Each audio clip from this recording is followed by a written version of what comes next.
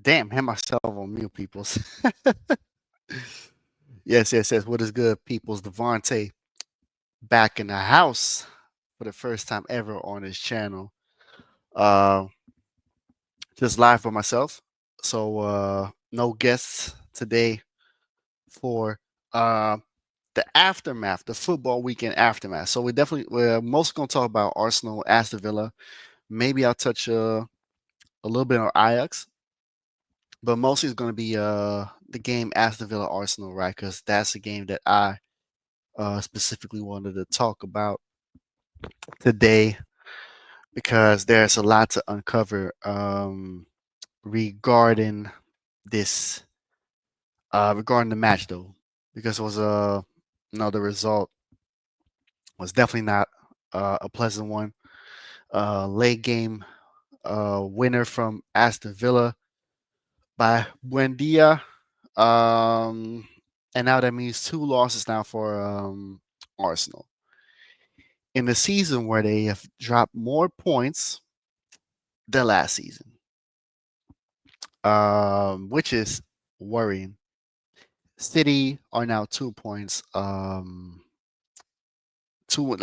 2 points ahead of City now, and City is looking like they're gonna do the City thing again, right? Where by December they're gonna catch, they getting fired up, they're catching fire, and from there on they're going on an incredible run to win the title. We've seen this so many times with this Manchester City team that by December when they got their shit together, all of a sudden the team like cities all of a sudden start to turn to monsters and take the Premier League by storm. You know, even though they don't have Kevin De Bruyne anymore, they don't have Gundogan, they don't have a prime Bernardo Silva. I would say he's still there, but he's not the Bernardo Silva of old. Rodri still has to come back from his injury. He's not the same Rodri. But that doesn't mean that City don't have players that were part of the team that won the treble not too long ago, right? They still have Haaland, right? Immense striker. They still have Foden, right? Foden is one of those guys that if they on fire, he'll produce something, right? Um, Reinders is a player that I rate. I wanted him at Ajax, but unfortunately we didn't get him. It went to AC Milan. They got some ballers like Cherokee. Doku is having a good season. Um, Diaz has been looking decent lately. Guardiola as well. Guardiola is another player that I rate. And of course, they have the man himself, one of the greatest managers of all time, Pep Guardiola, is still there. So that means the mentality of City is still like, we want it all. We want to win everything that we can, and we'll make every team's life a living hell, including Arsenal. You know, so that's why as long as he's there, and as long as they have those dogs there that won the treble not too long ago, City is not going anywhere. People's, you know, Liverpool took advantage of the last season, which is of course like a great achievement by Liverpool.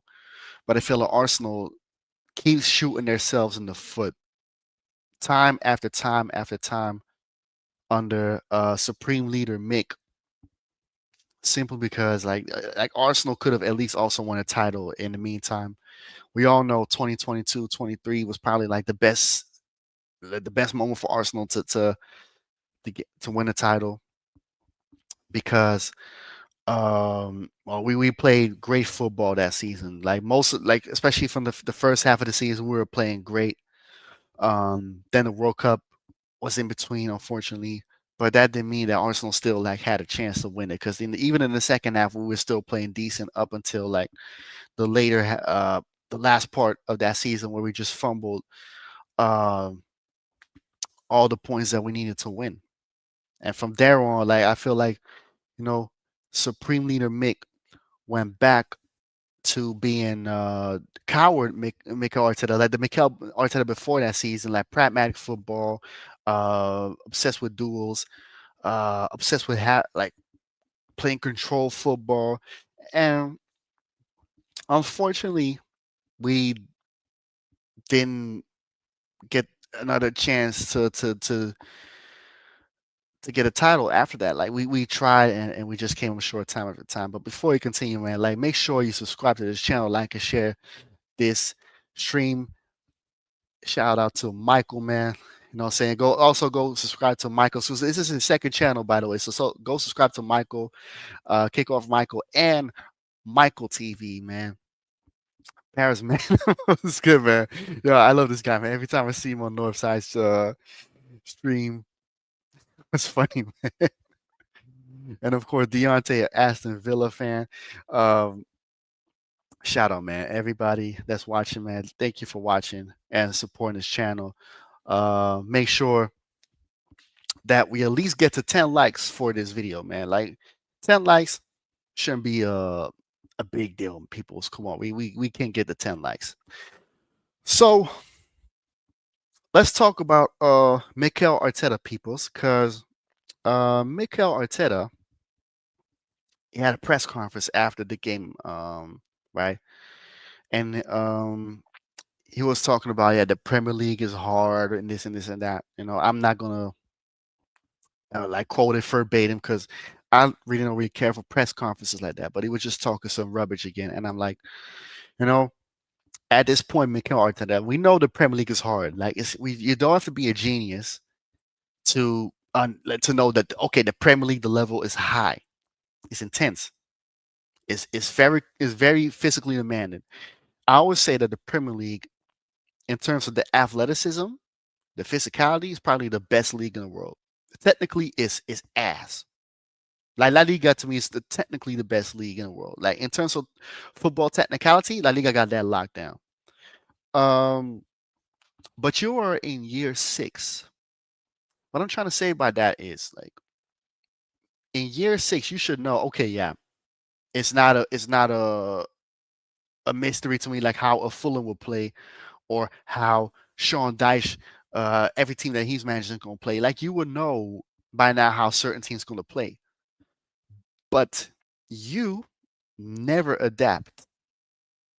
You still play the same way every team that you're facing. You play them the same way, 4-3-3, uh, control, barely no offense, or at least that's like there's some offense. But when you score the goal, you sit back and park the bus. That's been going on for like I would say a good like for the most time of your Arsenal career. Like that's been happening. Right, we score the goal and then we sit back. You know what I'm saying? Like what you should know in year 6, you should be able to adapt.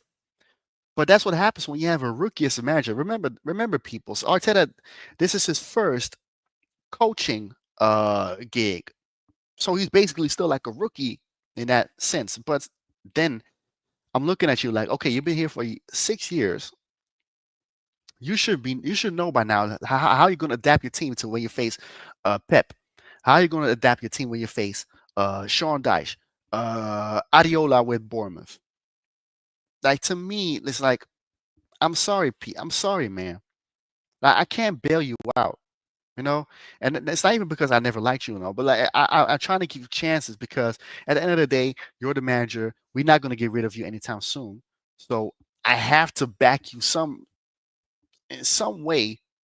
But you keep disappointing me time after time after time, and it's getting to a point where I'm just like, you know what? I don't know what to do, man. And look, let's look at this comment from my guy Paris Manda, man. He was saying there's no excuse to get over the line this year. We have squad depth, the finisher. All of a sudden, when Villa is 3 points behind, here come the excuses. Thank you, thank you, because he been saying it that there's no excuses. He been saying it. He talked about starters and finishers. That's something that Fadioli also said last season when he was at Ajax. Like starters, finishers, all this stuff. Like every time things are going well for Arsenal, right, and for his team, he wants to take the credit and he wants to say, "Oh yeah, no excuses, this that." But when you lose or you're not getting the points, right, like against the Sunderland or against Chelsea last week, right, Chelsea, then it's excuses. Then you're throwing your team under the bus. You're not taking accountability. All of a sudden, the Premier League is hard. Yada yada yada. Like, don't you get tired of yourself, bro? But at this point, it's no surprise to me that this guy don't like to take accountability um, for whatever mistake that he's been making when it comes to not Arsenal not gaining the points, bro. It's it's it's it's um it's a sad thing, man. It's a sad thing, you know. And Arteta will be here a decade. Look, bro, I said it on the Northside stream. I think it was Saturday when we played Villa, right? Saturday, right? I said it like I've come to the conclusion that Mikel Arteta's not going anywhere anytime soon. I think he'll be here until I'm in the casket. You know, so probably when I'm in my 90s or something like that, then this guy still won't be managing Arsenal, and he will still go round and round and round and round and round. It's crazy to me. It's crazy to me, peoples. Wait, I'm trying to see something real quick, right? Before I continue, man.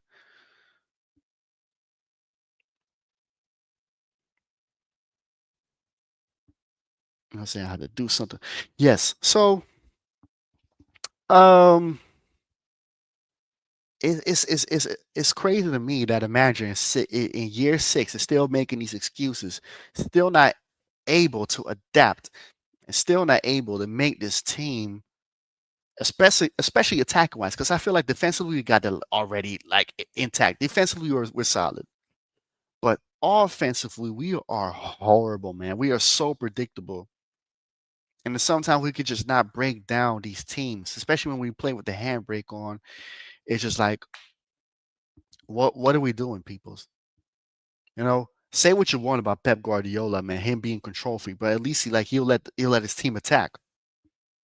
And he's also I've seen him being able to adapt. I feel like the perfect example of Pep Guardiola adapting was the game against us against Arsenal at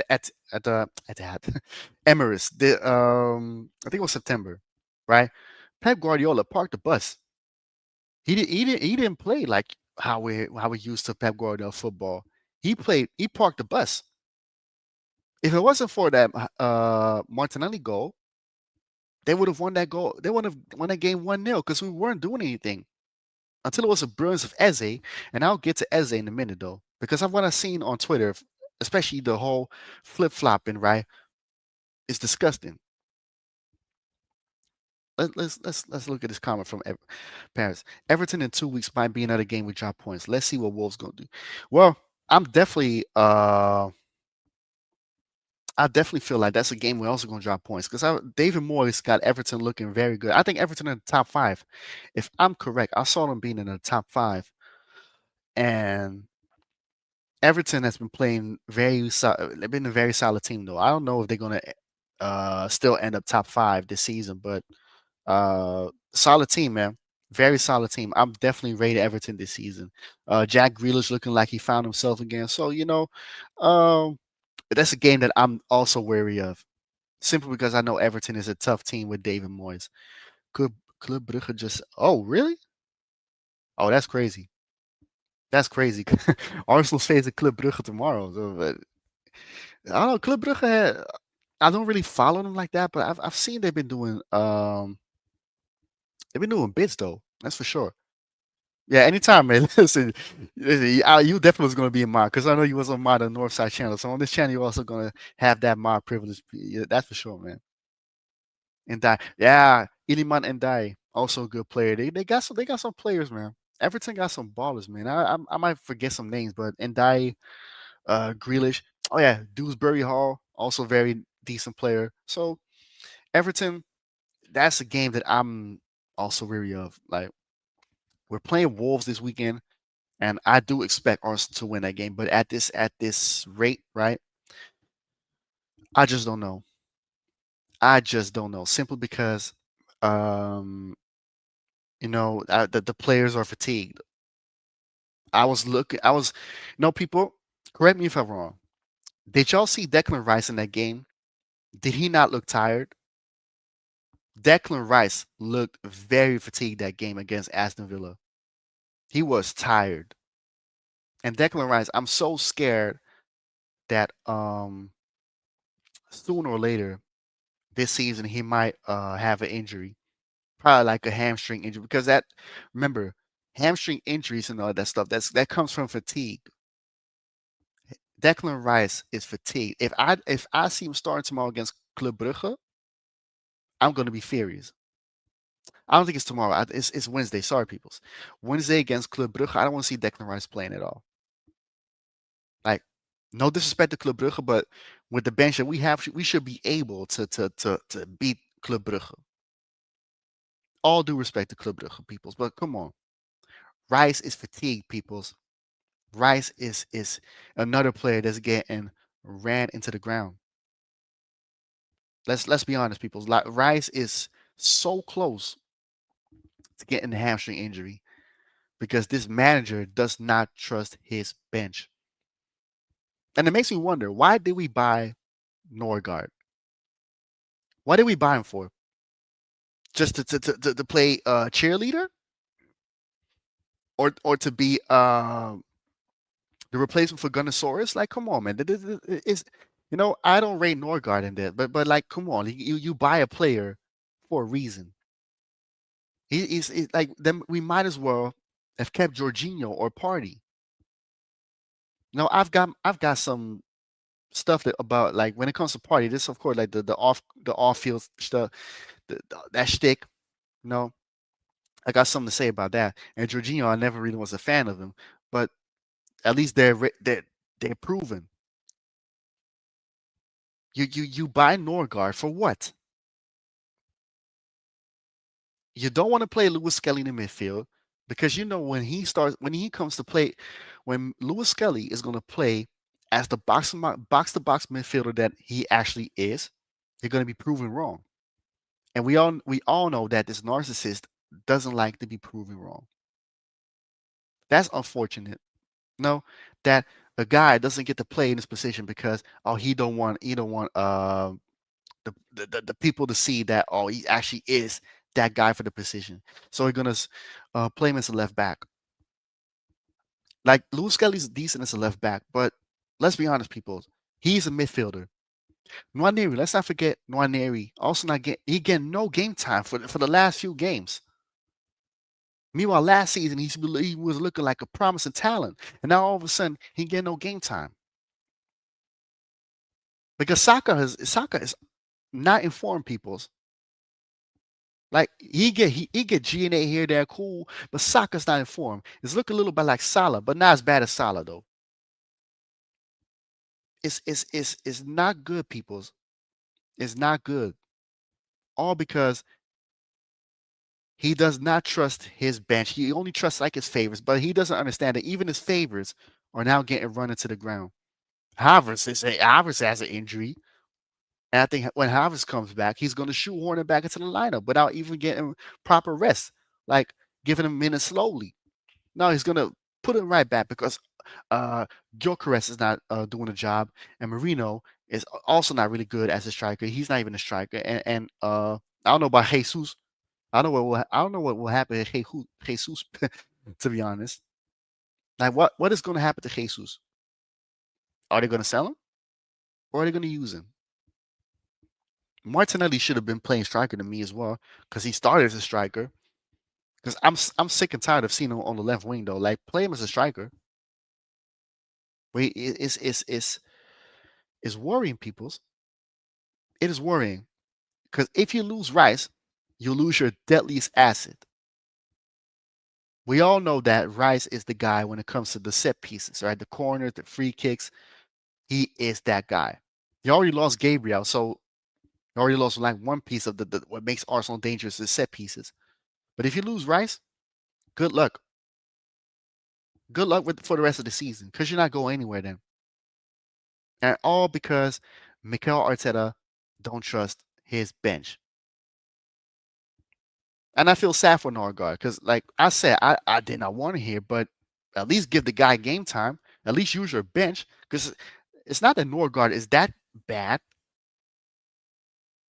He's not that bad, people. Like, come on. Like, Norgard is not garbage. It's not like we talking about Sambi Lokonga or something like that. Come on, like Norgard was decent at Brentford though. He was decent. It was just a steady Eddie. Steady Eddie. That was Norgard. You cannot do a job for Arsenal again. And I feel like this is a guy. I'm not sure, but I think it was brought in by Berta, and we see what how the Berta signings get treated though. That's what I'm saying, man. Let's go to the comment section, peoples. If Wolves get a result against United, they will have a go. Oh yeah, because I think United plays right now, so we'll see. We'll see if United does something against Wolves or not, and if so, yeah, Rice looks out. He's literally doing everything. He's a playmaker, defense, blocking mass shots like a Villa game, man. Rice has been doing everything. Rice has been running up and down the field. Like, and I hope people that are watching this paid attention to Declan Rice. Like he was like again, he's an engine, but at the same time, he's human. He's not a robot. So you have to be careful with that. Saka only cares about goals. 100K piece bonus every time he scores in the game. Everyone forward playing for themselves. They won GA for World Cup, not just Norcard. Same can be said about Gyökeres. It is true. It is true. Like Saka to me, especially this season, has been looking very selfish. And I don't mind my players being selfish, especially when you know that you just got it like that when it comes to scoring goals. I don't mind at all. But time and place, especially when you're not firing. If you're firing, I can say okay. Because if it's Mbappe, like let's say Mbappe, right? Mbappe on fire. Mbappe gonna score more. Then I don't mind Mbappe being greedy. But Saka, like you're not Mbappe. First of all, second of all, you're not on fire this season, so you need to be smarter. And if it's because of you when you score a goal, you get bonuses and all this stuff. Then I'd rather you just like no play somewhere else because I don't need that at my football club. People, I need people to put the objective as your main target, not bonuses. Because at the end of the day, that's all side. That's the side quest to me. Your main objective as a football player is to win. I play basketball, people. When I play basketball, my main objective was to win. Even when I used to play like for a club when I was younger, like I wanted to win. I wanted to win a trophy. I didn't get to win the trophy, unfortunately, but like I wanted to win. Like so, if you just like play for your goddamn self, then I'd rather just you like pack your bags and go somewhere else. I don't care if your name is Saka or Norgard. And people like because and you know what's funny when it comes to Saka, right? Saka's Hill End and right, it's Saka Star Boy. Saka's like you cannot even speak about him in a certain way, or else like the flop gooners are gonna come for you for some reason. But listen, man, y'all talk about all this hill and stuff, man, but y'all don't got that energy for Nwaneri and MLS, and because then you'll talk about, oh yeah, they're not good enough. It's place for them. It's no place for them in the squad. Also, place for them in the squad. Dowman as well. Let's not forget Dowman. Y'all only talk about Hell End or use Hell End when it's convenient. Like only when it's soccer, oh Hell End, Hell End, Hell End. But when it comes to these other three guys that I just named, well, four. Let's not forget Harryman Anus, right? Then it's silent. And they don't deserve that. They deserve the same treatment from the Arsenal fans because they're from the youth academy, man. They also deserve chances. You know what I'm saying? And Lewis Skelly and Waneri have proven last season that they got some potential. They not just some potential, but they got it. They got the potential. They got the talent. And Dauman as well. We've seen Dauman this season, the flashes of Dauman, what he's going to become if he's able to continue to improve and get better by age and by season because he only still 15. But man, you know what I'm saying? Like soccer to me, against Aston Villa again, rubbish. And even Madueke to me, like again, Madueke is also not really that good, but th- that's what I'm looking at the solid situation of Liverpool, right? And slow benching him, rightfully so, because you're not performing. You're supposed to be the main guy, you're not performing. Whole bench. If you were still scoring goals, I could say okay, but you're not doing that. Why not whole bench? Because Saka to me is also another player that has been ran into the ground for far too long. Maybe that's why it's also not looking so good because he came back too soon last season. Let's not forget, we rushed him back for Real Madrid. In case y'all forgot, you know what I'm saying? But before we get to continue that story, man, wait, let's look at this comment real quick. Arteta last season was comfortable, drawing 14 games and winning 20. Man could have lost 9 and won 9 or 5. More than 14 draws. Yeah, we would have drawn. If it wasn't for Buendia scoring that late winner, we would have drawn the game. It would remain 1-1. No, surely ours has to win the Premier League this. Well, you're right though. You're right, Deontay. But the problem is though that this fan base, a large part of this fan base is just okay with contending and not getting over the line. It's basically like Arteta, no risk, no risk. They're scared to take risk, and that goes back to that comment of Paris Mandem. We drew so many games last season because this guy doesn't take no risk. Like, okay, if I cannot win the game, I'm not. I don't want to lose the game. Cool, but then you're playing the wrong sport. If you ask me, they also coaching the wrong team.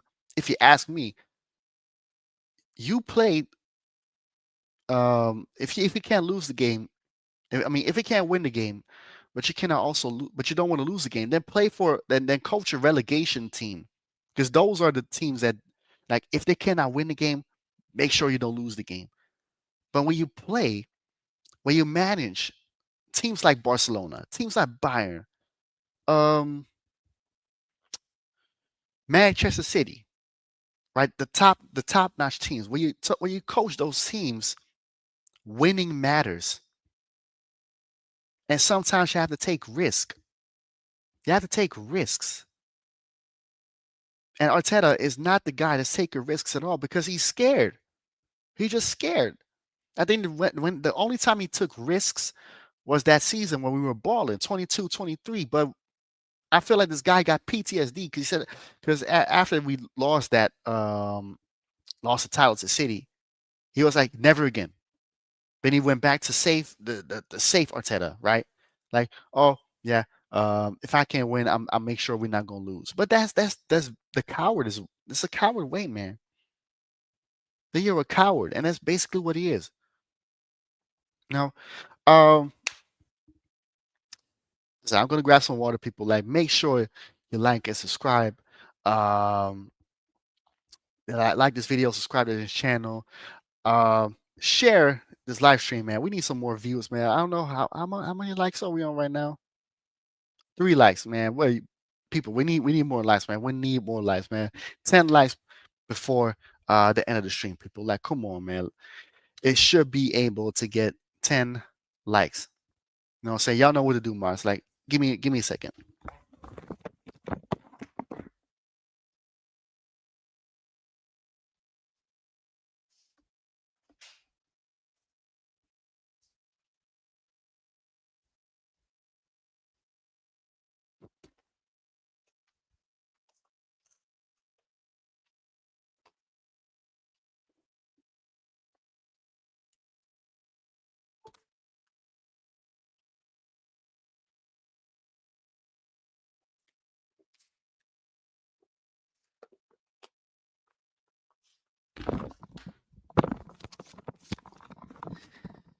Yeah, man. I never talked this much, man. The last time I talked this much was when I still used to rap. Oh man, well, we'll get used to it though. That's for sure, peoples. But yeah, let's get back to soccer, man. Soccer, like I said, I feel like at this point, Saka should like get some. He should get some rest. That's for sure. But you should be on the bench for like Madueke and or Neri or Dalman. No, like if you're not firing, to me, you sit on the bench. Like we're not talking about like we're gonna bench like let's say okay Michael Jordan over here because Michael Jordan is still gonna win you the game. Soccer's not doing that at this point. Of course, different sport, but y'all get what y'all get what I'm trying to say. You don't suck these people off if they're like, and soccer's not bigger than the club anyway. So if you're not performing, you sit on the bench. But this guy don't want to do it. No, he because he trusts them, right? Even when they're not informed. If they're not informed, he still trusts them and just runs them into the ground. But basically, it's also sacrifices Arsenal title hopes because you're relying on people to do the job for you, but they're not firing from all cylinders. And it's sad to see. It's sad to see that this is what it comes to. That we're just shoehorning people into the lineup and hoping they're gonna win us the game, but they're not doing it because they're not informed. They're desperate. Saka been desperate to prove, oh yeah, I'm star boy. I'm this and this and that. You know what I'm saying? And when people say that, when people like rightfully call out Saka for him being selfish and all that stuff, people say, "Oh yeah, but he's a like he's supposed to score the goal when he's supposed to do it." Remember that goal he scored against Brentford, right? That where he had a clear cut chance of passing to Gyökeres, who had a better opportunity to score, right? That shot that he made, that shot almost didn't went in because it was saved by Keller. Keller almost saved that shot. So what would we say then if that shot didn't win it and Brentford was able to tie the game after that missed opportunity from Saka if it was missed? Because it's all cool to say that after the fact that oh yeah see Saka scored Saka scored yeah cool he scored but Saka should know better. I have friends right that always like get on my ass for pause right for saying it's for me being critical of Saka, but even they were like Saka was selfish for that play. Like it's like I made a whole video about it like a few weeks ago. It's not a crime. It's not a crime, people, to criticize Saka. It's not. I'm not saying oh yeah the guy should be sold or whatever. Like because Saka still has value. He's still a valuable asset to Arsenal, but at the same time, don't make him bigger than he is. Like I saying we're not talking about Terry Henry over here or Dennis Bergkamp. Like it's like Saka's a good player, you know. Um, no, actually, even great player because I would like Saka's a great player, but I was like, is he really the guy that's gonna take us to the promised land? I don't know. I had my questions about that for a time now about Saka though. Like I'm gonna be honest, like Saka's a great player, but is he the guy that's gonna win you the league?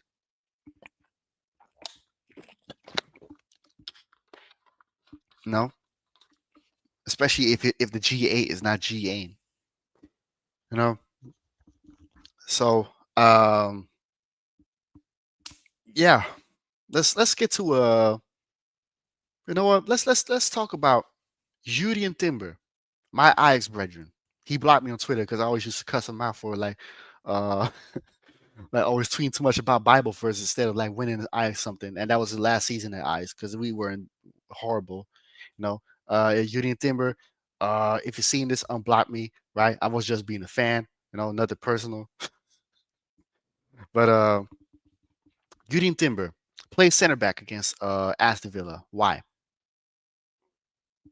Julian Timber is the size of a Chihuahua compared to like a Premier League defender. No, like let's be honest. Julian Timber is 5'10".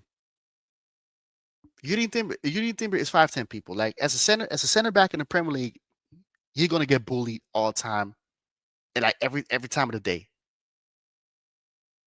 Julian Timber should not play center back in the Premier League. Yeah, he can play it, and it was a center back at Ajax. But I've said it on Northside's channel as well. The level from Eredivisie, right? is here, and here's the Premier League. He's gonna get bullied every time of the day as a center back in the Premier League because of his size.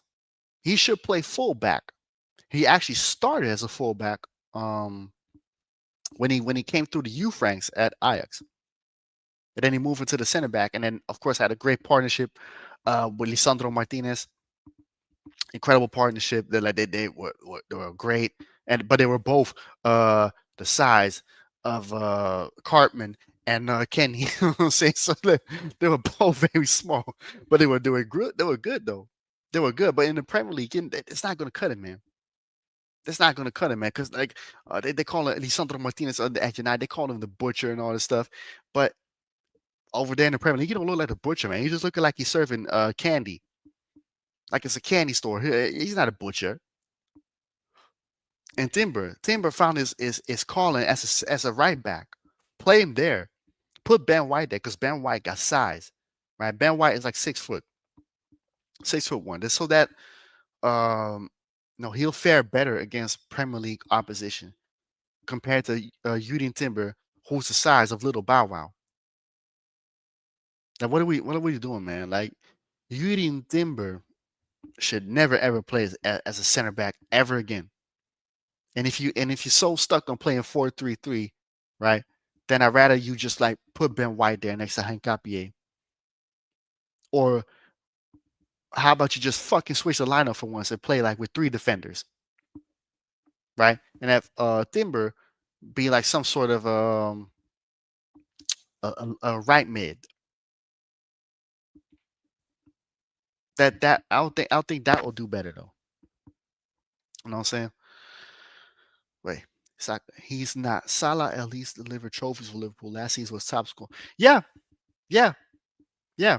Like, listen, man. I've also like some questions about Salah, right, whether he's world class or not. But like Salah has the resume, regardless of if you rate Salah or not. He has the resume. Saka don't have the resume. Salah has the resume. And there was a point where I actually thought Salah was world class. I think there was like early Liverpool years when we was there. I thought he was insane. I thought he was even better then, but now, of course, like he's not as good as he used to be. But last season he was still getting goals though. You know, like Salah, like, and that's why I also like when I made that video yesterday about Salah. Like Salah has every right to feel some way about he did so much for Liverpool. He getting benched now because he's not delivering. But at the same time, it's a team sport. If you're not performing, you're on the bench. You know what I'm saying? You got the whole bench if you're not performing. But I also feel like Slot should have kept the same energy for other players as well. Liverpool, like Van Dijk, um, and many others. I just can't name them now, but those two, Salah and Virgil, they stick out to me in terms of like players that are not performing. They need to like sit on the bench, you know. Yeah, back to Yuri and Timber. Like Yuri and Timber is a guy that also needs rest. Yeah, Konate as well. Konate also needs to like like sit on the bench a little bit. That's for sure. But Timber, like I want to see Ben White get more minutes, right? Especially now that he's fit. Like let's get Ben White more minutes. Let Timber rest because like we also draft like that's what I mean, man. We keep running players into the ground because Mosquera got injured all of a sudden, and now like, the so-called fixed bench is now not fixed anymore because now the Mosquera was a bench coming off the bench. He wasn't a starter, and now he's like out for 6 or 8 weeks. How is it that every player that comes to Arsenal gets injuries because they're getting treated like slaves on at the Soba Noodle Center, whatever that training ground is called, right? They're getting treated like slaves. It's like Mikel Arteta is whipping them like they're in the cotton fields, man. And you already know how I feel about that shit. You know what I'm saying? Like, look, come on, like I've seen some I saw a picture going through on Twitter, like comments about how Mikel Arteta approaches training and all this stuff, and there was some comments about like Rice that said like, "Oh, I never trained this hard before," and all this this intense. That says something. Like you can't train intense, but I think the way that they're training is to the detriment of their match fitness. What I mean by that is they'll get injured a lot quicker. Because it's like, how come? Like sometimes I would think it's also the medical staff, but I feel like this manager don't listen to the medical staff at all. I think they'll tell him, "Oh yeah, this player's not fit," but they say, "You know what? If he can't kick a ball, fuck it, I'll push him on the field. As long as he can walk. If he can't walk, he can play." That's the type of manager that we're dealing with. He like, well, but he can walk. Oh, he can play then. Meanwhile, he's not even fit because look, Trossard against Aston Villa. Trossard had to come off in minute 80 for Martinelli, and when he just came on in the second half. He just came back from an injury, Leandro Trossard. What the hell? You know what I'm saying? And speaking of Trossard, man, can we talk about how Trossard has been more clutch than Saka? Y'all correct me if I'm lying. Has Trossard not been more clutch than Saka for Arsenal since we got Trossard? I feel like Trossard has delivered in bigger moments than Saka. But the problem is, of course, that um, Arteta don't really like Trossard. We already know that. We already know that he don't like Trossard. Because remember, when Gabriel Jesus came back from injury, all of a sudden Trossard was on the bench. Barely got to see game time, and that's why also one of the reasons why we lost the title because he didn't trust Trossard. Trossard is definitely one of the most underappreciated Arsenal players of all time, if you ask me. Like, of course, he has his moments where he's not good, but Trossard to me has been more reliable in times when we need somebody to score a goal than I would say Saka and Martinelli, and especially Odegaard. And we'll get to Odegaard in a minute. No, Trossard needs to get his flowers, and I feel like the Arsenal fans will understand that they realize when it's too late that Trossard deserves a lot more respect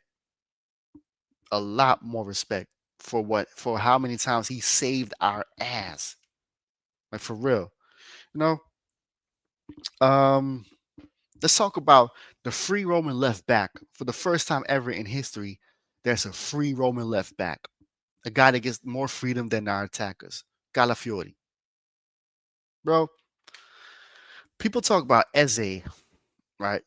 When that goal from Matty Cash, that Eze, um, yeah, he was sleeping, and of course Eze made a mistake. But why the hell? Calafiori is supposed to be the left back. What the hell is he doing? As a matter of fact, Calafiori to me, he hasn't been bad this season, but defensively he is horrendous, bro. Matty Cash was having all the freedom, right, in the first half, especially to do whatever the fuck he wanted. Like, come on, peoples.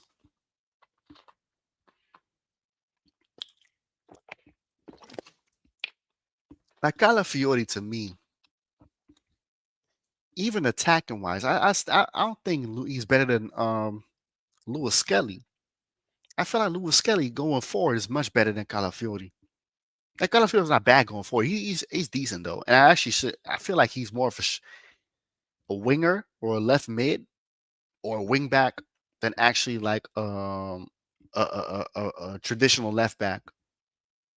But defending is definitely not in him though.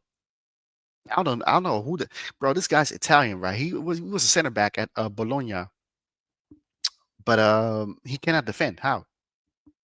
Something is not clicking. Like something's not clicking. How the hell was you a center back but you cannot defend? But going forward, he's decent though. But it's again like, bro, you play left back. We expect you to defend because then we might have well just kept Sinchenko or still continue to play Timber as a left back and then Ben White right back.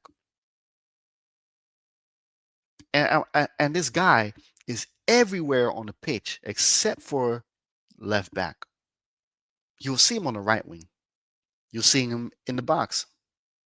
You'll see him in the midfield. You'll see him left wing.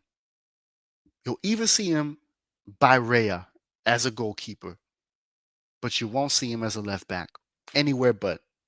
He gets all the freedom. I don't know how the hell he gets all the freedom as a left back. Have you ever seen? Let's look at back in the day, people. Have you ever seen Roberto Carlos get that much freedom as a left back? Have you ever seen uh Danny Alves get that much freedom as a right back? I'm just calling fullbacks now. Like, did you ever see Cafu get that much freedom as a right back? That I have never ever seen a fullback get the amount of freedom that Calafiori has been getting this season. So just roam around everywhere but his own position. That is insane to me. We have players that like Eze, right? Creative. Trossard, creative. Saka is a creative player. Nwaneri, creative. Dalman, creative. Like we have some creative players, but they're getting told to hug the touchline or stay in their box. I stay in their position. But Calafiori gets all the freedom to just roam around wherever he wants. It's not even Sinchenko, because Sinchenko to me technically is also better than Calafiori in terms of like going forward. Like, because Sinchenko got a good pass in him. Sinchenko's actually midfielder, so that would make more sense to have Sinchenko do that. But Calafiori gets to roam around, but not Saka, not Eze, not even Odegaard does it. And Mick Jong Un loves Odegaard. That, how is that possible, peoples, man? But wait, let's see how many likes we on right now, miss. Um, how many likes are we on? Still 3 likes, people. Yo, like, go push this live stream, share it, like it, and of course, subscribe to this channel, people. I think we still want 125 subscribers, man. Bro, I've been stuck on 125 subscribers for a good minute, peoples. Make sure to push this live stream. Make sure we get the subscribers up, get the likes up, smash the like button, people. Um, Arteta did say that he encouraged Calafiori to do that. He defends like reads the game like a. Yeah, I don't know where the hell he gets that from. Like, he defends like a center back. No, he don't. Reads the game like a midfielder. No, he don't. Because I never seen him make that type of pass like a Sinchenko would do. A Sinchenko actually made those type of, or Trent Alexander-Arnold, for example, as well. He don't do that. Arrives in the box like it's in. That he does well though. Because I've seen Calafiori last season as well.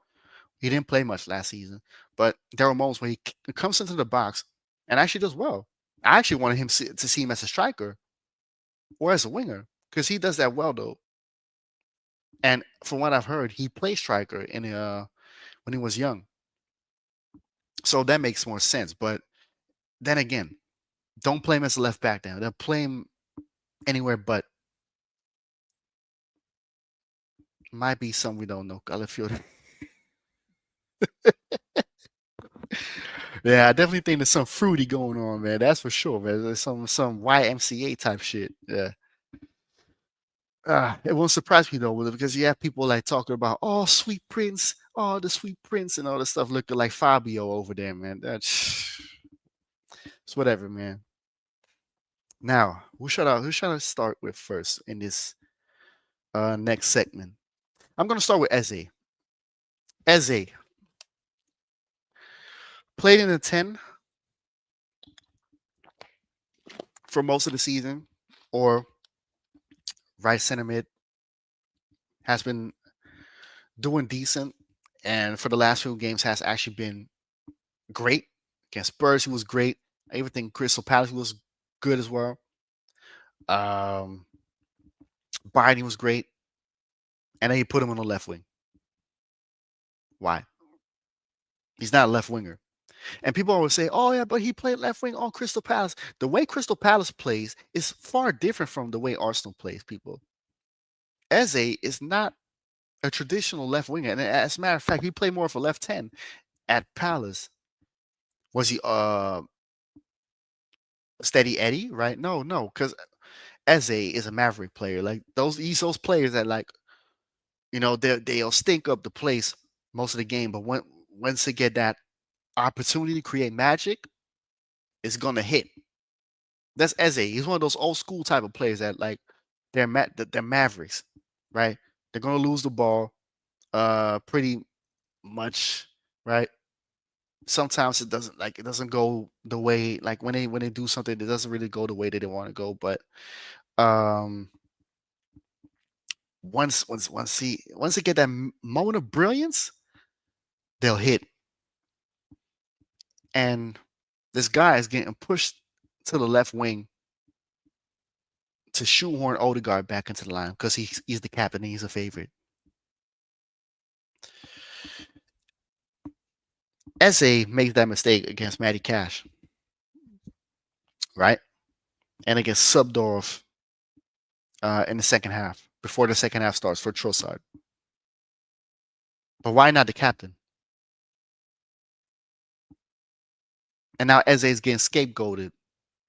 And now people talk about, and now people want to do this whole, like control the narrative and all the PR about, oh yeah, but Eze, Eze was yeah, but Odegaard. Bro, you cannot fool people, bro. No, so you can't fool people for a long time, but one day you're gonna show yourself to be a phony. Because there's no way that you would think that Eze is not better than Odegaard. No, you push a player out of position, and you expect magic from Eze to when he plays in a different position that he's not used to. That's madness. Like, come on, that's madness, man. You expect Eze to do what he did at a 10 on the left wing. And this manager has a habit of playing people out of position just to I don't know why. You start this game with Marino against Aston Villa that plays kind of a high line. And you need a striker that causes ruckus. That is Gyökeres for you. And people are already, you know, because Gyökeres already is not a Arteta signing, right? Because they wanted Sesko. They wanted Sesko. Right? Oh, Benjamin Sesko. Oh, Cisco. Oh, he's like Kai Havertz. Oh, if Arteta want him, I want him too. Right? Let's say it was Sesko. Do you think that the Arsenal fans, right, the flop gooners I'm talking about, would turn on Sesko and say every time, and that Sesko's not performing? Listen, man, Gyökeres, of course, he needs to do better, but you know, players also deserve time, right? Because if it was Sesko, they would give him all the time in a row. Because I remember when Havertz came, right, from Chelsea, and people were like, "Oh, give him time, give him time." There were only like a few that didn't want Havertz, including me. I still don't want him in my club. But the people were like, "Oh, give it time, give it time," and then he scored that fugazi little sympathy penalty against Bournemouth for his first goal for Arsenal. Everybody was like, 60 million down the drain.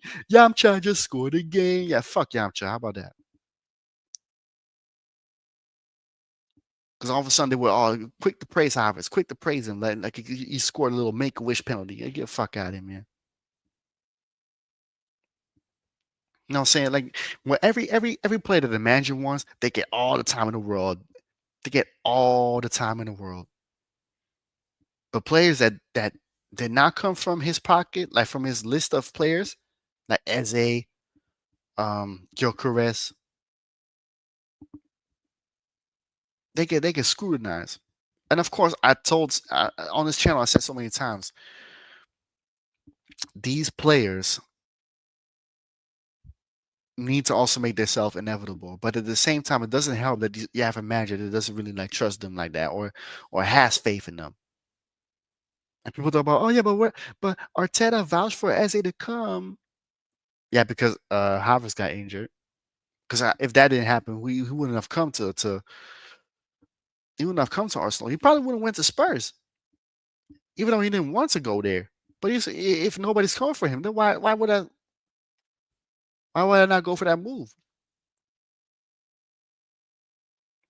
I'm saying, and I wouldn't even be that mad at him for okay, because Arteta don't want him. So you know what? Get your money at Spurs. Get yours. It's it's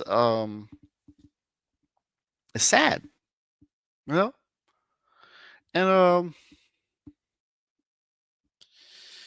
as a man, like I just hope that as when Havertz returns, I don't see him on the bench. But I'm so scared that might happen. We not might see him like either's going to be misused on the left wing or he's going to hold bench. Because I saw Arteta talk about, oh, when Havertz returns, oh, he can play striker, he can play midfield. He's going to shoehorn him back into the lineup. So how would you feel as a player that feels like, I just came to the club, but yet Odegaard, as soon as he is fit, he gets shoehorned to the lineup. Havertz, as soon as he's fit, he gets shoehorned to the line. How does it feel towards players like Gyökeres and Eze who just came here? And let's not forget the youngins. You know what I'm saying? Like,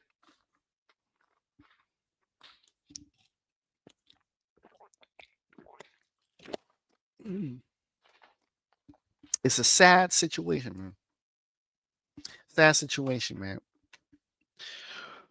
Now let's get on to okay, because I cannot stay too long because I also got another live show to attend later on.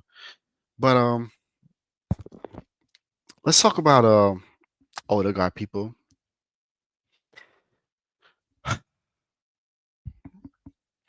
This guy,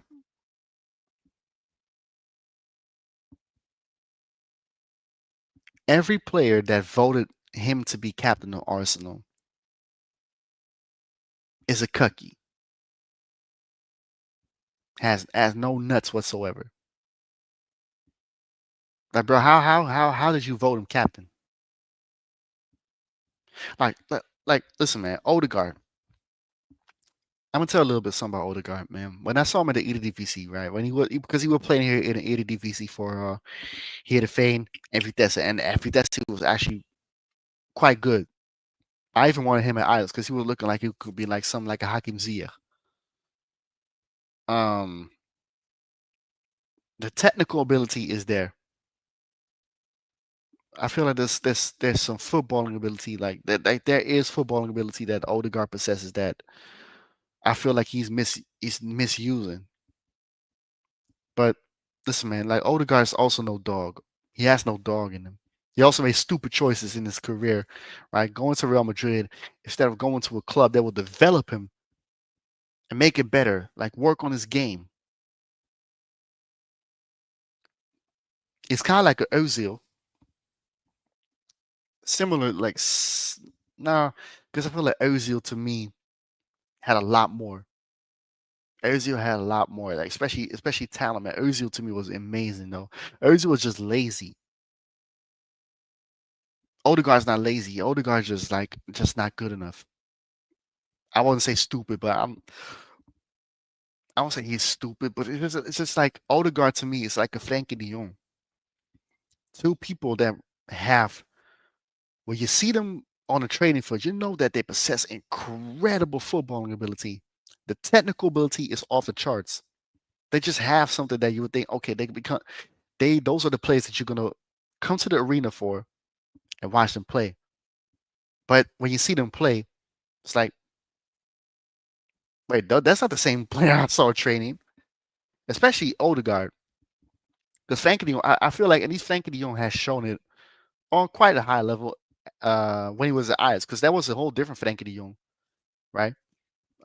Frankie de Jong was a little bit more courageous in his style of play when he was at Ajax. Now he's kind of like a steady Eddie, right? And want to play postman Pat. And I feel like Odegaard is now the same type of player as well. Two players that are just like want to play safe and are scared, but yet they are captains. How? Because those are the players that not want to take charge. What I saw from Odegaard proves to me that we were playing better without him. We were playing much better without Odegaard um, this season with Eze in the 10. I enjoyed him more. Now Odegaard comes back, and this is what I was scared for when I saw the lineup. I was like, okay, Odegaard's back. We're probably gonna drop back to the level of last season or before he got injured. We play much better without Odegaard. Odegaard just holds the ball too long, makes not the best decisions, just runs around. He is the reason why Subumendi wasn't even present in the game because he wants to pick up the ball and just dribble into midfield, go forward with it, just to do nothing and pass it sideways. He loves to hold Saka's hand every fucking game. The whole game is I need Saka. I need Saka. I need a pass to Saka. Oh, if he not here, if he not here, whatever pass to. Oh, I need Saka. He needs Saka, not like LL Cool J needs love. Like that's the captain, people. The captain relies on the other player to do the job for him. Meanwhile, he's dubbed as the creative spark. How? And people go, well, oh, but that pass for the offside goal. But bro, that's just a one moment. Ozil used to make those passes just for fun. Like he's an 8 and not a good one. He's definitely not a 10. And his shooting is horrible, bro. Like like his shooting used to be a lot better. Now it's just like every time he shot the ball, it was Martinez was just grabbing it like it was a pass from out the back. Now Odegaard needs to be moved, man. I'm sick and tired of Odegaard. And now everybody running this PR on Twitter talking about, oh yeah, but he was man of the match. But yeah, man of a bad bunch. Because there was no way that he was man of the match. He didn't do nothing. He just looked busy. Like nowadays, people get fooled too much about players that, but yes, they get the they get the ball right and spin around the whole pitch like a Beyblade, right? And looking busy. Just they think that means they're performing. They're not performing, bro. You think Odegaard was performing just because he grabbed the ball, held it on for too long, and passed it and make some passes sideways and all that stuff that he was man of the match? I'd rather gave it to like Morgan Rogers or something like that, or Emi Martinez, or Ezri Konsa. Odegaard's not man of the match, man. Odegaard is done. And that is the guy that Eze has to play left wing for. That is the guy that Nwaneri has to sit on the bench for and cannot get minutes. Because every time let's be honest, people, every time that Nwaneri was coming off the bench, right? Some games in the beginning of the season, we played better, did we? We played more progressive, more direct. There was a lot more pace in the game every time Nwaneri came off for Odegaard. Because Nwaneri is direct. He's hungry. He loves to go forward. And that's what you want to see. But Odegaard, I get the ball. I'm gonna hold the ball for 5 minutes. Defense is back. Saka. Tell me if I'm lying. Like, and the manager has to see this, but the problem is we have a manager just like he won't drop his favorites. He won't. To the detriment of his own team not winning anything. And you know what's funny, man? I was listening to Northside's stream today. By the way, Northside, if you've seen this, man, hope you're having fun in Barcelona. We already talked, of course, but you know, uh, safe flight, of course, and enjoy your time in Barcelona, man. To your new to your new life in Barcelona. Gonna drink some water because I'm not gonna drink on the Monday. But yeah, right. So I was listening to his stream. He said about that Arteta said something about he has aspirations. He has dreams of one day becoming the FC Barcelona manager.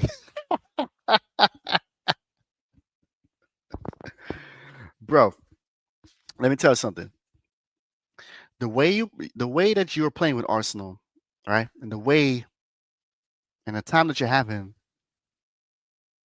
at Arsenal for 6 years, you're not gonna get it at Catalonia. You're not gonna get it at Barcelona at all, bro. If you play that way after just one season, well, not even one season, after one game, if you run players into the ground like Lamine Yamal, like Pedri, right? Because managers already got scrutinized for that. If you do that, what you're doing, if what you're doing at Barcelona, if you do that at, if what you're doing at Arsenal, if you do that over there, them coolers are gonna haunt you down, bro. Them coolers are gonna come for you, bro. They're gonna dog walk you out of fucking Catalunya. Like those them Barcelona fans don't play. Like the time that you, bro, Arsenal fans are timid, close to soft.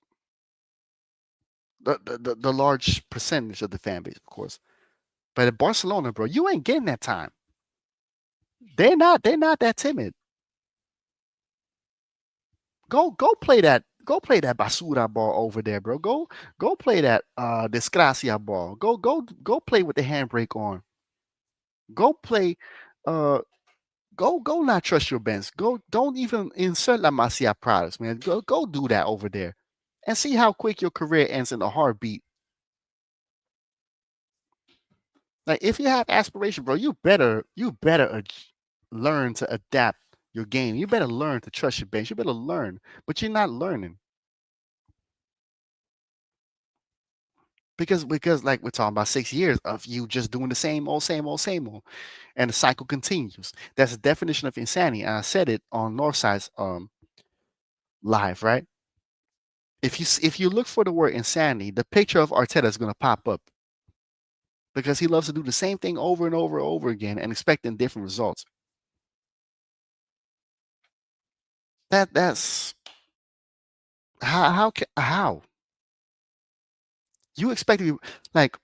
And I sometimes I just hope a lot more people in England, specifically Arsenal fans from England, right, from London, see this and understand as a foreigner myself, right? Because I'm not from London, right?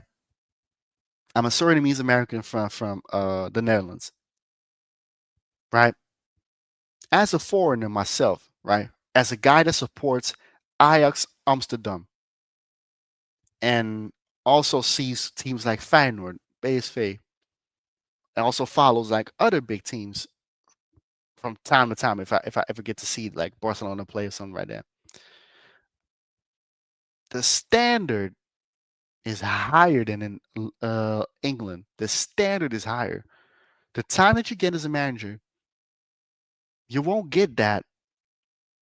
The what Arteta's getting at Arsenal, you won't get that over here. I remember right when Shoni Heitinga was here for like a good minute, right? A few months ago. And Boudewijn Sender was talking about, oh yeah, but like he's the Dutch Mikel Arteta, this and this and that. You know how many Ajax fans got upset by that comment? They were flipping the table over. They were like, "What? So we're not going to win shit for 6 years either?" And he plays garbage football. That's what Ajax fans said. People, I get like I'm not lying. I'm not lying because I'm an Ajax fan. I've seen the comments, and you can find it. You can find it on Twitter. Like, I'm not lying. Go check it out. You won't get that time over here, man. And Ajax, you won't get 6 years to screw around. Because if that was the case, then Shoni Heitinga will still be the manager. But the fans, right? Even in times like this, where Ajax is not even good anymore, We still hold the standard to what we're used to, and that's a standard of 36 titles and 4 Champions Leagues. Because we're the biggest club in the country. And just because we're not good anymore doesn't mean that we just should lower the standard and give a manager 6 years, right? And in the meantime, still not winning anything. That's not going to work. You can also ask any fan or fan if they will tolerate Robin van Persie, right? Not winning anything for 6 years. I bet you if he's not winning anything for like two seasons, I don't think he'll stay. Ask a PSV fan if Peter Bos would get 6 years if he's not winning anything, bro. He will not probably not get 2 seasons. That's the difference. And those are teams that with less resources than Arsenal. I've been saying on my channel for time, teams with less resources than a Premier League team like an Arsenal or a United, right? Their standards are higher than those clubs. Because Ruben Amorim should have been fired already, but yet he's still here. No, that says something.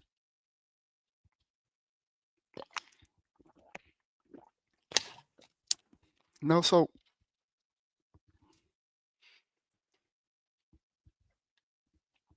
like if you think that you right, your dream of Barcelona manager is gonna succeed with what you're doing now at Arsenal, bro, you delusional. You're delusional, bro. I have dreams too of one day, uh, you know, still being able to become an NBA player, whatever it is. But bro, come on, that's delusion. Like, there's no way. There is no way that you can first of all handle the pressure at Barcelona because you already not cannot handle the pressure at Arsenal when you're up for a title, and you can also not handle those egos because at Barcelona, let's not forget those players are not like Saka. They're not like Odegaard. They not like hybrids. They're not quiet. They're dogs. Lamine Yamal is a man of his own. Rafinha is a man of his own. Like you have people, you have players that are dogs that have something to say.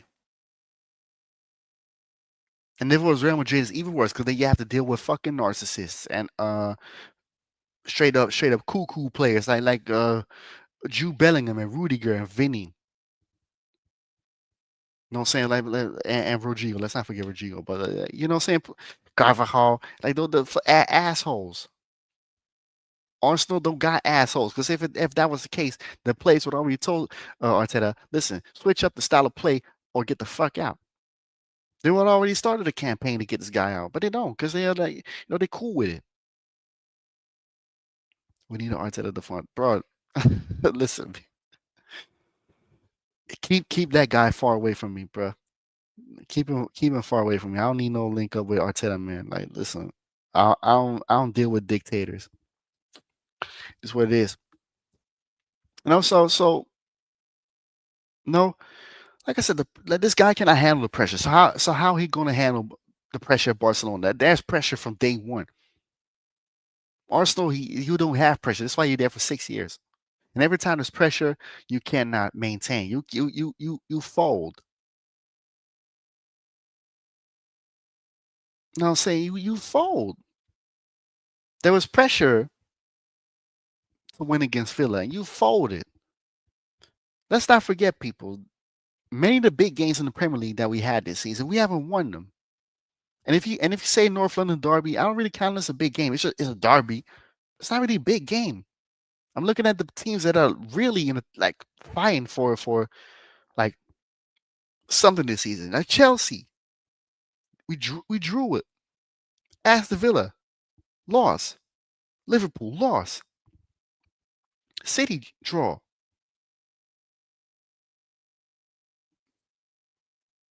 We haven't won a big game, and we're looking like we're going to lose more points than last season. At least against City last season, we won. I think Liverpool also won the game. I think.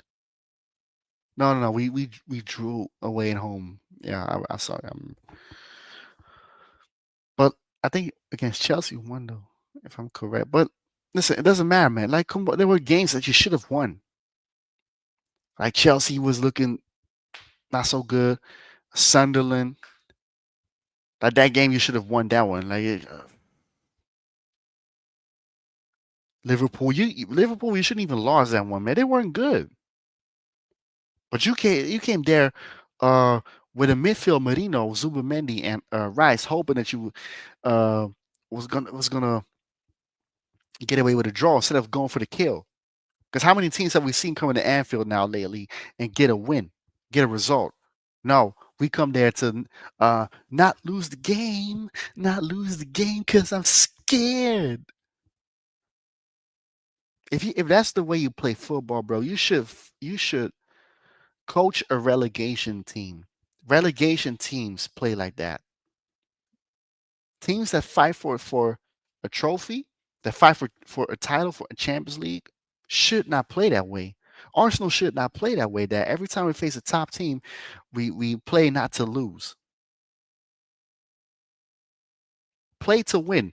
What that means is you have to take risks. You got to take some risks. Like if you're scared to concede, so be it. But like look at Barcelona, man. Barcelona have been conceding from time, but yet they fight their way to a victory because they play to win. And if they concede, of course, is that's the risks they take. But it helped them win a domestic treble last season, and now they're looking start to get their mojo back, which is cool because I want Barcelona to win. Because who gives a fuck about that team from Madrid? Nobody. That's right. That's the answer. But it's not about that. It's about you play to win the game, so that means you have to take risks. If you concede, okay, cool.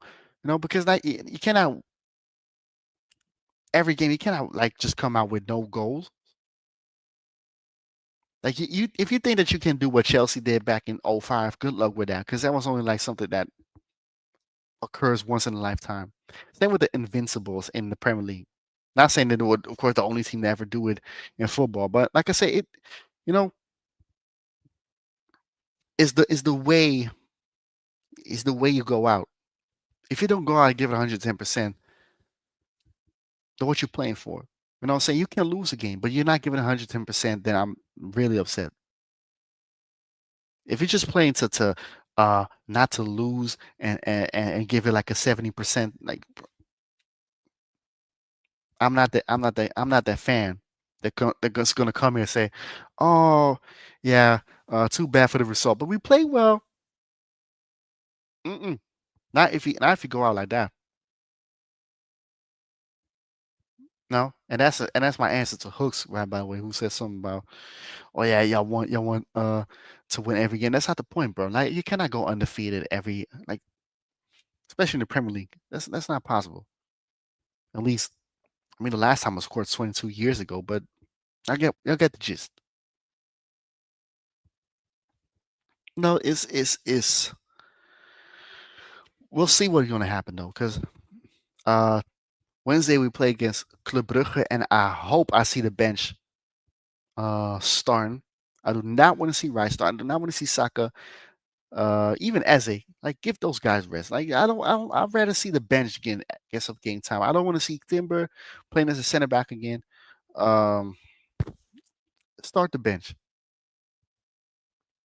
And even against Wolves, you can play some bench players. Because what? Because if you think if we play full strength against Wolves, something's wrong with his manager for real. But it's already is anyway.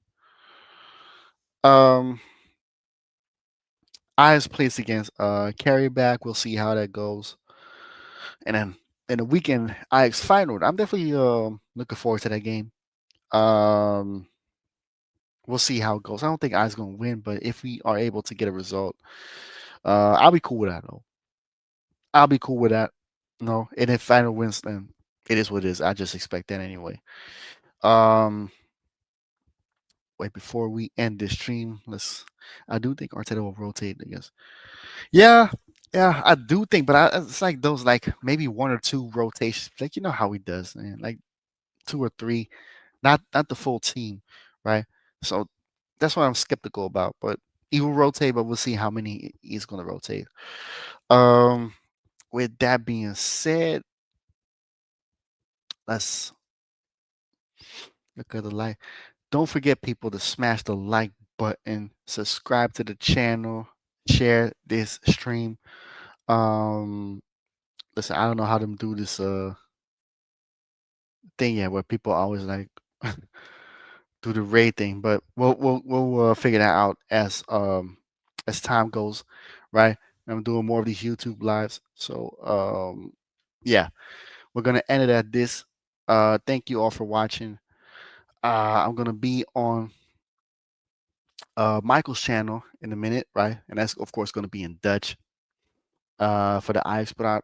So I'll be on there for a little bit, and then we'll move on to the match reactions for Arsenal Club Brugge Wednesday and Ajax Karabakh, and then weekend Arsenal Wolves and Ajax Feyenoord Sunday. So thank you all for watching, man. Hope y'all have a blessed evening. Take care of yourselves. We are is out.